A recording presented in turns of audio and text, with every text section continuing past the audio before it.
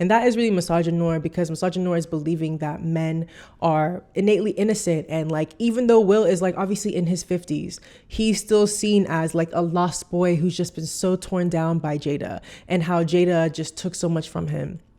People say that he would have had a successful rap career if it wasn't for Jada.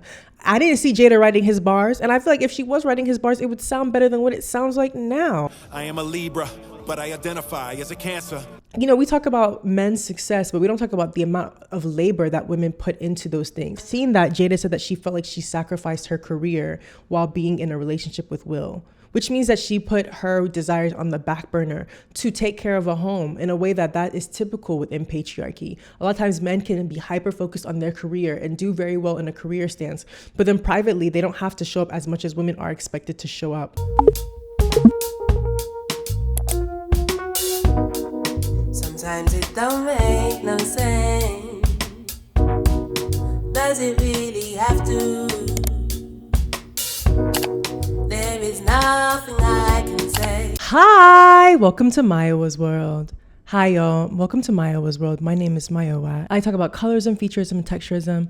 Today we're going to be talking about why I believe that Will Smith is the real villain.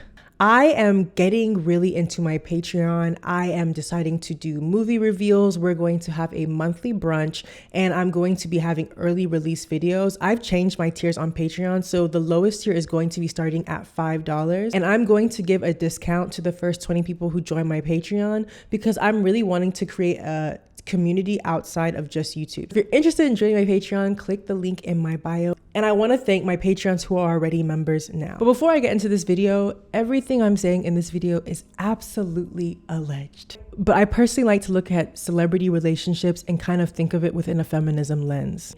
So for those who don't know, Will Smith has recently started to get back into rap music.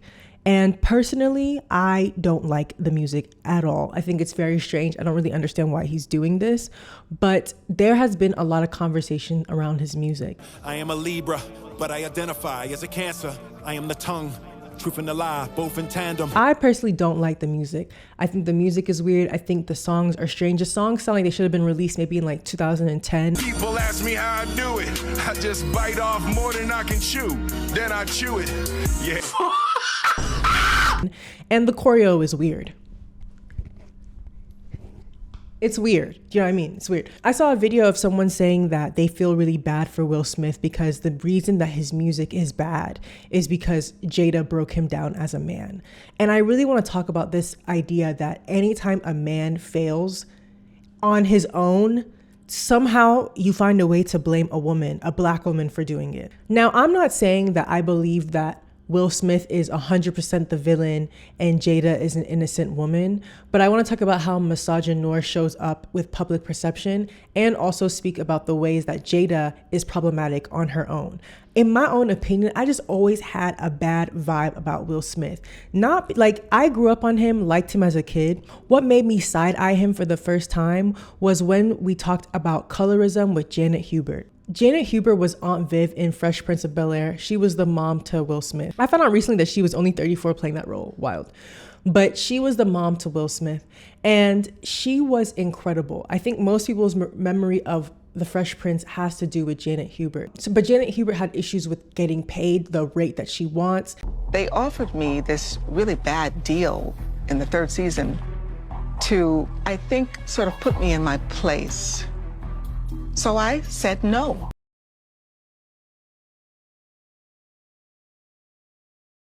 They were pretty much saying that Will Smith was upset with Janet because of the fact that she didn't laugh at his jokes or didn't really find him that entertaining. And how, because Janet is a dark-skinned woman, those actions of her not laughing, maybe coming to set and just thinking about her lines and trying to be professional in a world that deems dark-skinned women unprofessional, Will Smith interpreted this as hostile. Everything was a threat to me. Why was I a threat? Not you, the world. So Janet talked about how what was really going on behind the scenes was that she was in a very abusive relationship. She was the only main breadwinner. She had kids. She was struggling to make it work for herself. And what Will's action did of labeling her as the problematic, troublesome, dark-skinned woman had long-term effects on her mental health. And then But you took all that away from me. With your words. You know, words can kill. But I lost everything. Reputation, everything. And I understand you were able to move forward, but you know those words, calling a black woman difficult in Hollywood is the kiss of death. It's the kiss of death, and it's hard enough being a dark-skinned black woman. So when I kind of heard that, and then I heard him say like that at that time he was just trying to chase the bag and he wasn't thinking about anybody else's actions and stuff like that, I just was like, no, but like, let's really deep it. Like I saw an interview with Janet where she said that for 20 years she could not watch The Fresh Prince of Bel-Air. Like because I left, and so I didn't watch it for over 20 something years. I couldn't turn it on. I couldn't, if somebody had it on in the house, I'd walk in the room and they'd go, uh-oh.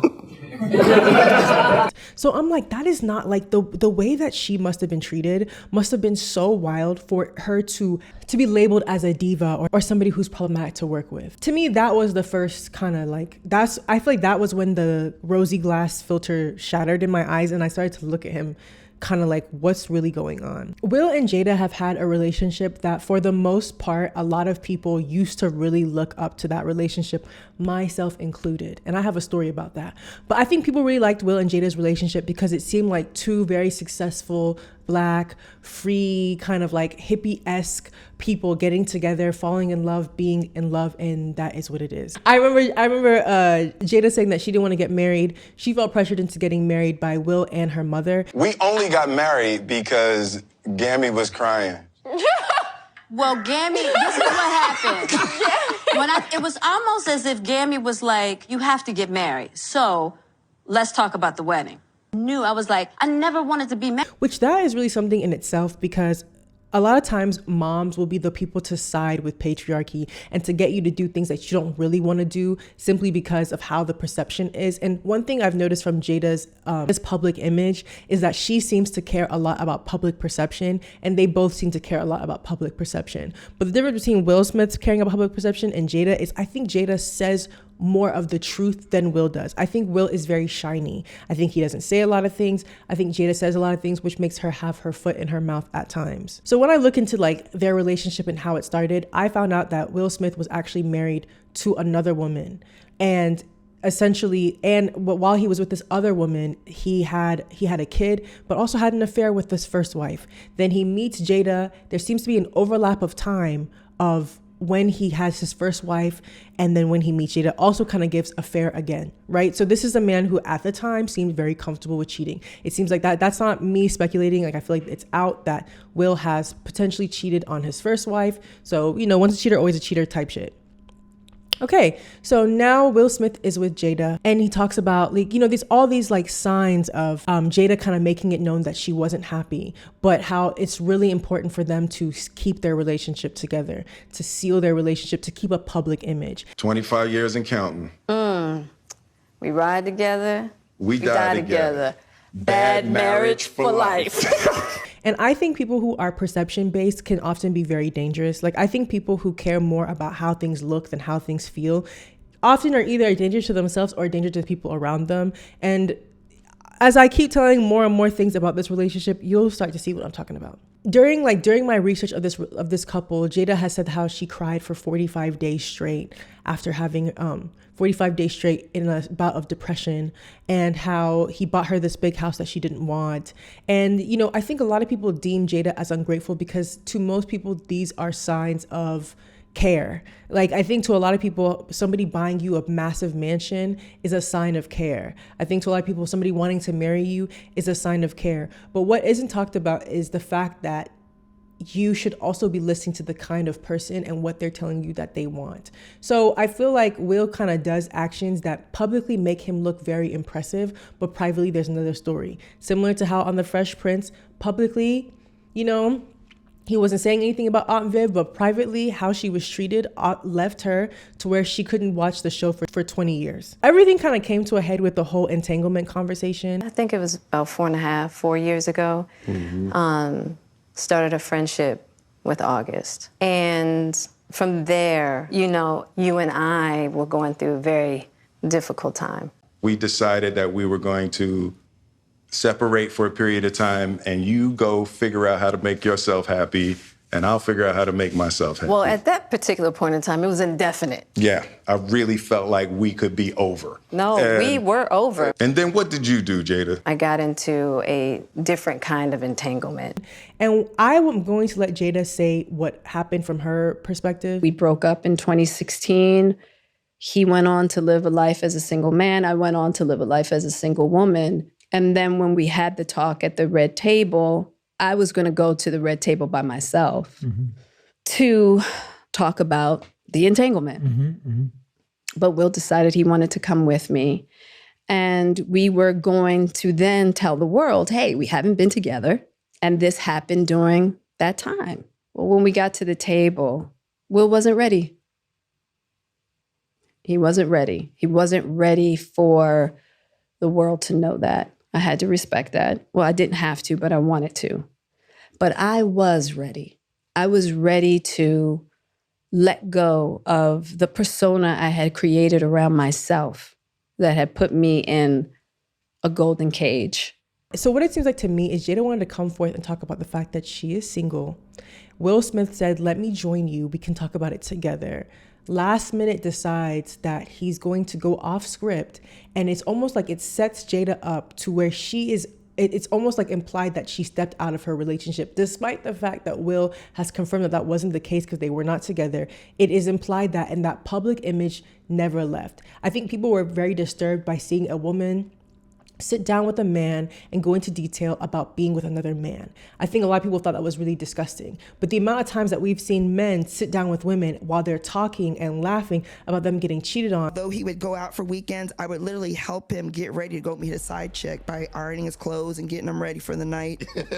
That stuff is fine. That stuff is normalized. But when a woman is doing it to a man, it's like seen as demasculization. And I even want to talk about the word demasculization because personally, I don't believe in that word because I don't really understand what I don't really understand what people say when they say demasculinizing.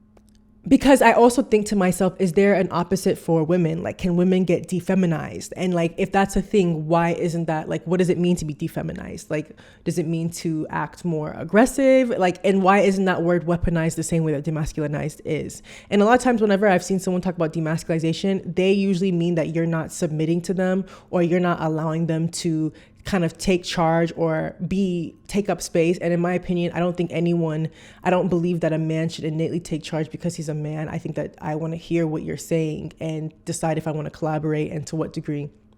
So a lot of people just ran with this narrative that Jada was demasculizing Will, and that started of her villainization. And so this thing happens where Jada is villainized and Will Smith is seen as this like innocent person who is just so deeply in love. And I really believe that that is a curation. I think that Will is very good at publicly curating, like everything is fine. And I remember in the Red Table Talk, Will said like, I'm gonna get my lick back or something along those lines. And Jada said, you already did. Is giving to me that there's something that we're not understanding or we haven't seen about how he's hurt her in a way that is similar to what she's doing. And I really just think that she's getting the lashings for the same things that he was doing. And that is really misogynoir, because misogynoir is believing that men are innately innocent. And like, even though Will is like obviously in his 50s, he's still seen as like a lost boy who's just been so torn down by Jada and how Jada just took so much from him. People say that he would have had a successful rap career if it wasn't for Jada. I didn't see Jada writing his bars, and I feel like if she was writing his bars, it would sound better than what it sounds like now. But also, you know, we talk about men's success, but we don't talk about the amount of labor that women put into those things. I've seen that Jada said that she felt like she sacrificed her career while being in a relationship with Will, which means that she put her desires on the back burner to take care of a home in a way that is typical within patriarchy. A lot of times men can be hyper-focused on their career and do very well in a career stance, but then privately, they don't have to show up as much as women are expected to show up. One thing that I thought was always just strange about their relationship was how they were so committed to never divorcing, but it's like you're not together and you guys don't seem happy. So like holding on to this idea of staying together for optics, even though the optics is shattered, it's kind of dumb to me. Like, it just doesn't really make any sense to me. And the person who Jada was having an affair with was August Alsina, who at the time Jada was like 42, August was 22. That is a disgusting age gap. August was one of her son's friends, right? So I just think that's innately problematic. I don't believe you should be hooking up with your child's friends, even if they're 5 to 7 years apart from each other. That's, it's weird. So this is what I'm talking about. Jada is also very weird. I'm not like someone who's like, oh, I'm believing in Jada. No. She's very weird. But I think Jada's weirdness comes more to the fact that she has a strange relationship to romantic and sexual interactions, because the fact that August was also dealing with mental health and physical health issues, and she felt like she wanted to go and like be in a romantic relationship with somebody who's young enough to be her child. It's weird. And I also remember like there was a discussion where Jada was talking about how her grandmother taught her at the age of 9 to please herself, and how like those, like the way that she spoke about it didn't sound like she had any analysis on that. And so all those things make me feel like there's something kind of off with how she sees romantic relationships. And it just shows you that even at her big age, like it doesn't automatically click just because you get older. Like there's something off there. And I remember it being off when I saw that image of Willow Smith in a bed with a 20-year-old man. And I don't know who took it. I don't know, but Jada went on to say that there was nothing weird about that and that people are projecting their weirdness onto that child. But like for a 13-year-old child to be in that dynamic, like things are very weird. And I think that people think Hollywood families are well simply because they have money. But like, as we can acknowledge that since they said that they would never leave each other or never divorce, perception is very important for them, because they were not together for years, but publicly they were acting like they were. And that's why I really didn't like the Red Table Talk, because y'all wanted to put on this image and lie about what your relationship was when you really didn't have to say anything at all. There's so many couples, there's so many people who are in relationships or in marriages and they're not together anymore, but they're not going out and giving advice on how to be in a relationship or advice on how to have longevity. Like I literally saw them give advice on how to have like a long relationship. And it's like, you could have just said nothing. Yeah, like I still feel like this is rooted in patriarchy to see Will as innately innocent and Jada as like the bad girl of the relationship. Like I don't really believe in that. But y'all, let me know what you think. Do you really think that Will Smith is the bigger villain? Let me know in the comments. Thanks for watching. Have a great day. Bye.